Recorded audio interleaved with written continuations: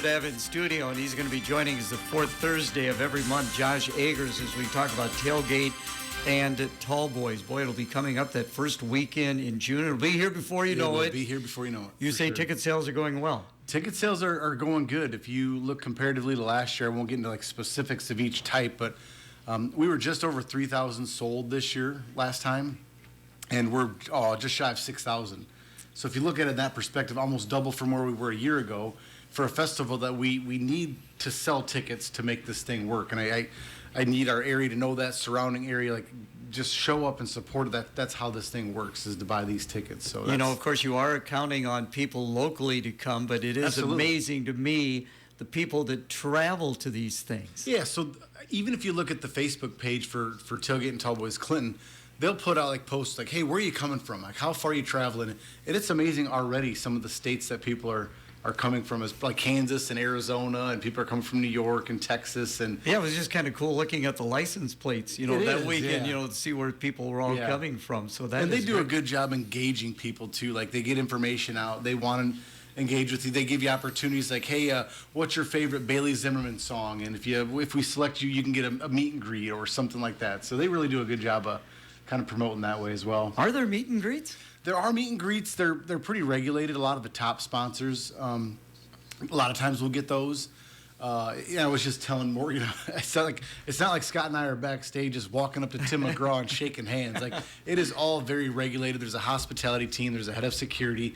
Everything is regimented. It's, you know, hey, you're permitted to go say hi to someone, or you're permitted to say hello. Or yes. It's not like you just have free reign. Backstage is not this big glorious like party. It is definitely not that. It's all work. I know how that works because one time, Riverboat Days, I was to have introduced Three Dog Night. Oh, and nice. I was up there, but no, they wouldn't let me. Three Dog Night said, no, we're not having him introduce. Who's this guy? It is all work back there. It's stage hands, you know, getting things into place or switching out stuff between sets, and it's just a bunch of semi-trailers and people loading in and loading out equipment. It is definitely not this big, glorious place. I mean, it was something to see last year when they came into town. So things are going to be a little different this year. Yeah, though. Things will be different this year. And you know, just like everything, you see it once.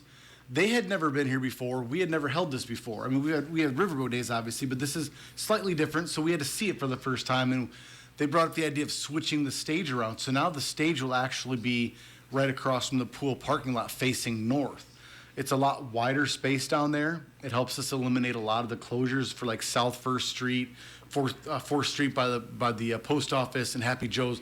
We don't need to close those areas anymore because the new main entrance will be 6th Avenue North. So you'll walk in right by the Lumber King Stadium entrance. You'll walk through that long parking lot into the grounds and the magtrometers, and you're right there where you need to be. Well, that will be great. I mean, Yes. how did that change come about? I mean, was it your suggestion, or did Tailgate and Tallboys, after having been here, say, well, you know, it might work out better this way? Yeah, I believe they came up with this one. They being, I think, Wayne, the president, came up with that one, because we're always looking at it. Like, even before we settled on where the stage would go year one, we sat there and looked at it from every angle, and how can we get this spread out the most? Where's our biggest width area to kind of spread people out? And then after seeing it year one and kind of talking through it, they look at it like, okay, this makes more sense just logistically because it's wider. We can control the backstage area more because backstage is now right next to that property where all of their resources are at, like all their trailers and connexes and things like that. So instead of having to make a call from, you know, the Lumber Kings parking lot all the way to the pool parking lot to bring an asset up, it's right there positioned. So it's better for the concert goer. It's better than for production. It's a win-win all the way around. Again, visiting with Josh Agers on Tailgate and Tallboys. And again, he'll be joining us every fourth Thursday at this time. We talked a little bit about ticket sales, but what about sponsorship? How's that coming along? Sponsorship is going great. We got a great committee out there, and hopefully if local businesses are interested. Somebody's reached out to them. If not, there's multiple ways to do that. Just get a hold of Scott or I at our city email addresses. We're not hard to find. Facebook is a great way, Facebook Messenger, however you want to reach out. But we have tried to solicit businesses as best we can. Like, we took the list from the Chamber of Commerce of all the local businesses in our area, and we've just kind of divvied them out. Like, you take these 12, you take these 12, and we've tried to reach out to everybody. Responses back have been very good so far. I would imagine there's various levels of sponsorships for the businesses. Yeah. I think it starts at 1,000 is like the lowest level, but even if you do that, it gets you a video wall ad. I mean, so it gets you right there on the video screen. And a lot of people like that because even though, 10 to 13,000 attendance last year, 30% of those were from the local area. So if you are marketing, you're not marketing just to people from Arizona or Kansas, like I mentioned before. 30% of those are from Clinton, Fulton, Comanche, Clinton County areas. So it is important to remember that you are still marketing to your people. So there is value. And when it comes to a sponsorship, the one thing I was the most impressed with USA Concerts is they are selling an experience. It is not a cash grab. They don't just want your dollars.